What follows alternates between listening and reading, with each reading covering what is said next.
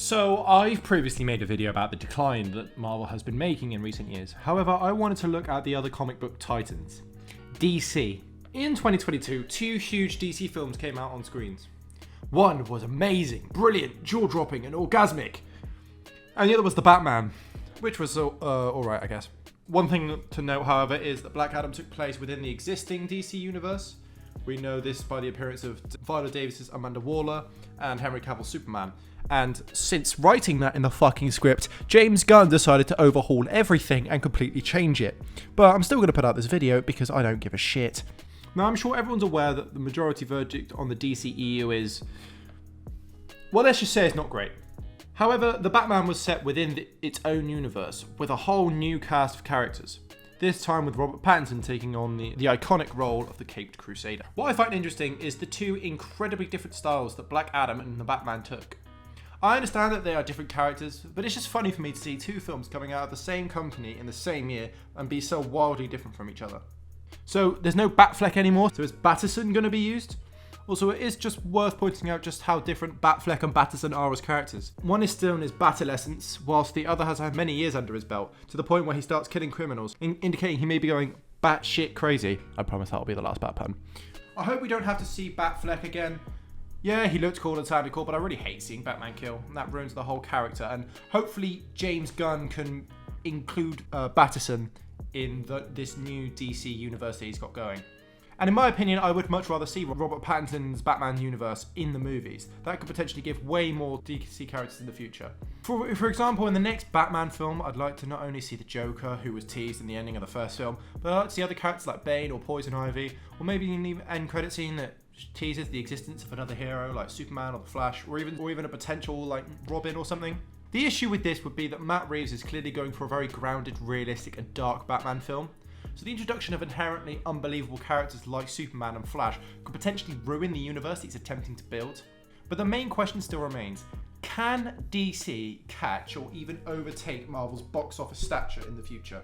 Right now, DC is sort of resting on the back of Superman, as it has done for a while. And the sequel to The Batman has a lot riding on it. If the Matt Reeves The Batman universe continues to be as loved as it is currently, I'd like to see other DC heroes with their own origin films that are independent from Reeves' Batman, at least at first. Then when the groundwork is laid out, the DC executives could then introduce all new characters into a single film without ruining the different themes that each filmmaker has developed in their own characters. Like, for example, in the DCEU, they were trying to play catch up with Marvel for so long, they just jumped into a Justice League movie without laying out the proper groundwork beforehand. And that sort of made, well, a really fucking terrible movie. I mean, look at Iron Man, the film that started the MCU. That film was grounded and was realistic. You know, there was no, the technology was a bit fantastical, but it was plausible, and there were no superhumans. There was no real sense of ridiculousness. It wasn't world-ending stakes, at least not straight away. It was just a guy trying to build like a really powerful weapon that he was going to sell on, which Tony Stark didn't want to happen.